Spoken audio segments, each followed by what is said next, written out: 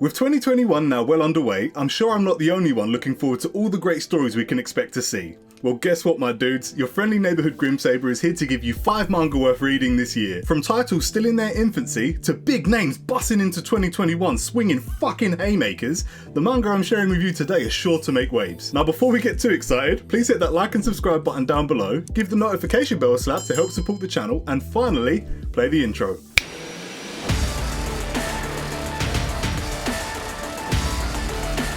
Starting us off in no particular order is the fairly new Shonen Jump publication Phantom Seer. Phantom Seer began serialization in around August of last year and has quickly been gaining popularity, currently sitting at around 21-22 chapters as of the release of this video. Aibetsu is a young girl with a strange ability of being able to sense danger. She wants nothing more than to be able to use her power to help people. However, after crossing paths with Iori, a young shaman who attends the same school, she discovers that her unusual ability is in actual fact more like a beacon that attracts phantoms, and she's actually been putting people in danger just by being close to them. Luckily for her, shamans like Iori exist to exorcise these phantoms and protect regular humans from the danger they can't comprehend. The first thing I noticed about Phantom Seer was the incredible artwork. It's fucking awesome, dude. Fantastic paneling and action scenes that have a great sense of weight behind them. And the monster designs are also heat. Look at this shit. Also, I think I'm in love with this woman. Jesus Christ. In regards to characters, Aibetsu hasn't impressed me yet. It just feels like she doesn't feel much of a role except for quickly turning the tides on difficult battles, which doesn't feel that satisfactory. That being said, I'm still hopeful she'll come into her own as her character has a chance to develop. I can fuck with Iori. He's haunted by his past, which is the reason he's so hell-bent on exterminating the extremely powerful phantom, Senju Doji. His shadow powers are pretty cool. And let's be real, shadow powers are always fucking cool. Using his shadow phantom is also like a double-edged sword. You definitely get the feeling that he's barely in control sometimes, and I really like that. I can 100% predict that there'll be a point in the story where things go horribly wrong for him, or he'll be faced with the difficult decision of losing himself in order to save someone else. Oh, this Roy Mustang motherfucker is also pretty dope. Pew pew! I kind of see Phantom Seer as a diamond in the rough. There's plenty of potential here to do some great things with the story. But full disclosure, I initially found it to be a bit mid. The manga has a habit of dumping exposition which takes away some of the impact. That being said, I wanted to include it in this list because I feel like things are starting to develop in an interesting way. As the current antagonist and her allies begin to make a move, things are getting a lot more exciting. And look at man's fresh crepes though! It's definitely worth keeping an eye on this one, as I think it could be a surprising winner. And sitting at only around 22 chapters, it's super easy to catch up on. So let's quickly sidestep away from a young release and hit up a more established title. I want to talk about Chainsaw Man. One of the first videos on my channel was all about Chainsaw Man, and I go into much more detail there on why I think it's worth reading. It's currently my second most viewed video, so please feel free to check it out. I'll leave a card up here and a link in the description. To briefly summarise, the story of Chainsaw Man follows our young lad Denji, a homeless orphan who makes a pact with a devil in order to gain power. A brutal sequence of events unfolds early on, which results in Denji becoming the Chainsaw Man. Various other things happen which eventually lead to Denji working for the Public Safety Devil Hunters, a government-sanctioned organisation who are dispatched on missions to exterminate dangerous devils. The reason I'm bringing up Chainsaw Man again is because now is a better time than ever to jump on one of the most popular manga titles of 2020. Chainsaw Man concluded its first major saga at 97 chapters after an extremely savage showdown with the series' main antagonist, resulting in various displays of brutality, sadness, despair, and a conclusion that left fans like myself begging for more. Chainsaw Man has some decent artwork for the most part, especially with its fucking banging monster designs, but I've already gone on record to say that I'm not its biggest fan. What really draws me to the manga is the characters and their relationships. It's full of characters with tragic pasts who are all unknowingly trying to fill a void by developing connections with other people. Denji, Aki and Power are a trio of characters who couldn't be further apart in both personality and compatibility, and yet they still manage to develop bonds strong enough to make them family. Makima is an amazing character who will have you on the edge of your seat. She's totally unnerving and you're bound to have many questions throughout your read through. That said, if you think she's waifu material, then we need to have serious words, my G. To each their own, but damn, not for me fam. Chainsaw Man is going to be a big name to look out for this year. The manga is confirmed to be continuing publication over in Jump Plus, but we've still got no news of when this is going to start. Original sources cited it due for continuation in January, but that's fucking gone now. So where you at, Fujimoto sensei? No, I'm just playing, you worked hard, you deserve a break, buddy. But seriously, come on. There's also an anime adaptation in production by the one and only MAPPA, which we could be lucky enough to see airing as early as fall of this year. Chainsaw Man is good shit, get on it. Kaiju number 8. Kaiju number 8! I have got shitloads to say about this one. Every time I read a new chapter, I am immediately hyped for the next one. But before I get too carried away, here's a quick summary. Kaiju number 8 takes place in a world under constant threat from kaiju. Terrifying monsters of varying sizes, from small human-sized kaiju to big fuck-off Godzilla-sized bitches. Japan is known as the land of kaiju, being the nation with the highest kaiju emergence rate. The defense force is at the forefront of kaiju extermination, and the 3rd Division is especially skilled, being led by Captain Mina Ashino, a young lass who has already neutralised a buttload of kaiju by the tender age of 27. What an accomplished young lady! She's younger than me even! What have I done with my life? Nothing. I remembered to put on underwear this morning, I guess. Anyways, Kafka Habino is the protagonist of this story. A 32-year-old man whose dream was to join the defense force and fight against the kaiju. However, after failing the entrance exam multiple times, he's given up and now works as part of the cleanup crew when kaiju are neutralised. They're responsible for carving up the dead monster, bones, organs and the like, even the intestines. Okay, I suddenly feel much better about myself. Some shit goes down and Kafka ends up in hospital, but with a newfound drive to take the entrance exam one more time. Just as he is externally voicing his affirmation, a little kaiju bug thing turns up giving it all the mitsuketer and climbs in his fucking mouth. Next thing you know, Kafka's become a kaiju himself, and now he needs to learn how to use these powers for the greater good, whilst avoiding detection from the defense force. Honestly, I'm really enjoying Kaiju number 8. I'm a big fan of the Monster Hunter franchise, and this manga really gives off monster hunting vibes. When kaiju are neutralised, their parts are harvested and used in the production of advanced weapons and armour for the defence force, which augment their usual human abilities by astronomical amounts. The characters are mostly pretty good at this point.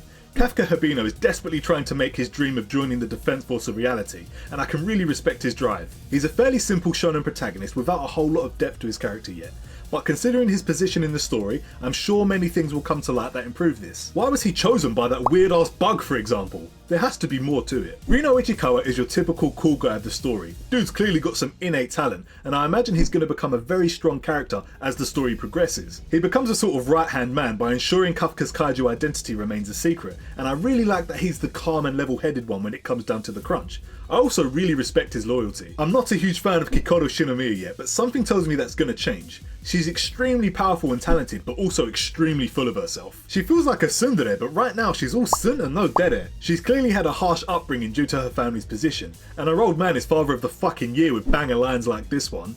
This definitely contributes to her shitty attitude, but I'm confident she'll grow on me when she gets knocked down a peg. The artwork is fucking awesome. The panels have a much thicker border than what you would typically see, which might be off-putting for some, but ultimately makes no difference. There must be a theme going on in this video because this is another manga with incredible monster design, and the action is top class. I was talking about weight in an action scene earlier before, but Kaiju number 8 displays some major fucking impact. I really think Kaiju number 8 is going to make mad plays this year. The story is moving along swiftly and the pace of events is good.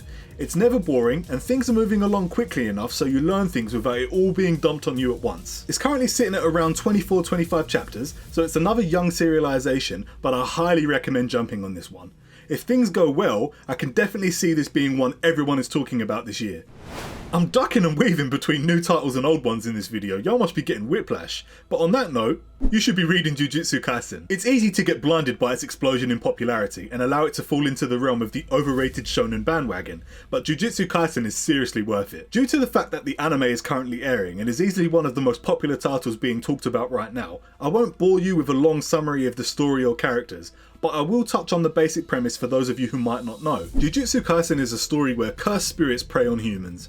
Cursed spirits are the very manifestation of extreme human emotions such as hate, greed and sorrow. Jujutsu sorcerers exist to exterminate these cursed spirits and keep people safe from harm. Yuji Itadori was thrown into the world of Jujutsu sorcery when his friends were attacked by cursed spirits after coming across a severed finger, which happens to belong to one of the most feared cursed spirits of all time, Ryomen Sukuna. To cut a long story short, Yuji eats the finger and now has the spirit of Sukuna bound within him. He then becomes a Jujutsu sorcerer under the condition that he continues to eat fingers with the hopes of one day getting rid of Sukuna for good. My bad, I said I didn't want that to be long and that still felt long. So why should you be reading Jujutsu Kaisen in 2021? Why am I bringing up such a popular title? Well, Jujutsu Kaisen just wrapped up one of the most important arcs in its story, and arguably one of the most enjoyable arcs I've ever read in a shonen manga. The Shibuya incident arc was filled with intense and consequential battles. It was an emotional rollercoaster of excitement, loss, and anguish that had me on the edge of my seat every fucking week. And the artwork in Jujutsu Kaisen is eye-catchingly unique. It took me a hot minute to get into it at first, but now I've fallen in love with its sharp, rough line work and inking style. It definitely contributes to why the action is so energetic and chaotic. When motherfuckers are throwing hands, it's like you can actually feel them moving through the pages. 2021 is going to be an even greater year for the manga, as the next arc prepares to change everything.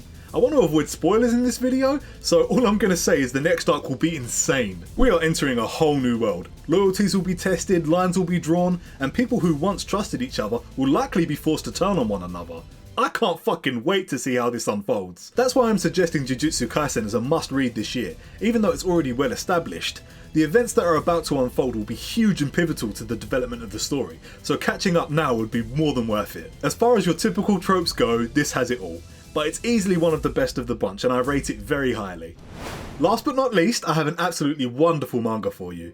Seer no Frieren is completely different to anything else I've talked about today, but it's easily one of the deepest and most thought-provoking titles I've read in a long time. Seer no Frieren, or Frieren at the Funeral, is a story about an elf of the same name, who is on a journey of discovery to try and understand the meaning of life. As an elf, her lifespan is so great that human life is incredibly fleeting in comparison. Frieren would think nothing of hanging out in a village for 10 years, because in her eyes, that's like popping into town for 10 minutes. It's not that the passage of time is any different in reality, it's just that it doesn't feel important to her. Frieren is a mage in the hero's party, who killed the Demon King and brought peace to the land, earning them great fame and respect across the world. The team part ways, but are eventually reunited 50 years later after a promise to see a meteor shower together. At this point, her human comrades have grown very old, but Frieren doesn't seem to care. She's very old herself and therefore not a stranger to human lifespan after all. However, things begin to change at the funeral of her comrade, the hero Himmel. She's called out for showing no sorrow as she looks upon his open casket.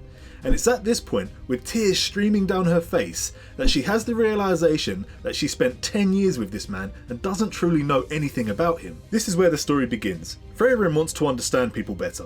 She wants to understand the importance of the relationship she has with people and what this really means to not only herself but to them as well. Frieren at the Funeral is marketed as a shonen, and I do think that anyone can appreciate it. That said, the premise and the themes present are definitely a bit more mature in nature. There is little to no action in this manga, and the plot is almost entirely carried by the events that progress Frieren's goal of getting to understand people better. Frieren has lived for a ridiculous amount of time by human standards. This is what contributes to her lack of comprehension of how time passes for them. Her personality is very aloof, and at first she seems cold and uncaring. But as the story develops, her personality begins to warm, especially towards those of her new party. Fern is very much like the human counterpart to Frieren. She is an orphan who was raised by the priest Hater, one of Frieren's comrades from the hero party. Fern hasn't had much experience being around other people, but she still comes across as kind and is easily one of the most sensible members of the group. Being essentially the first member of the group, she's been trained in the magic arts by Frieren since she was little, and as a result she is now a very accomplished and very powerful mage. Stark brings a bit more life to the group. He's a very powerful warrior who struggles with cowardice from time to time, but he never hesitates to protect people. He is by no means just the comic relief, but he definitely adds some laughs with his poor understanding of romance and how to behave around women. Stark was trained by another one of Frieren's comrades from the hero party, Aeson the Dwarf. This explains why he's so strong, but also might be a reason why he feels obligated to join Frieren on her journey. I am really enjoying this manga and it's super fucking popular right now. The art is decent, but nothing spectacular. It doesn't try to impress with unique paneling or complex perspectives, which makes sense because it's a very dialogue heavy story. That all being said, it's still perfectly fine.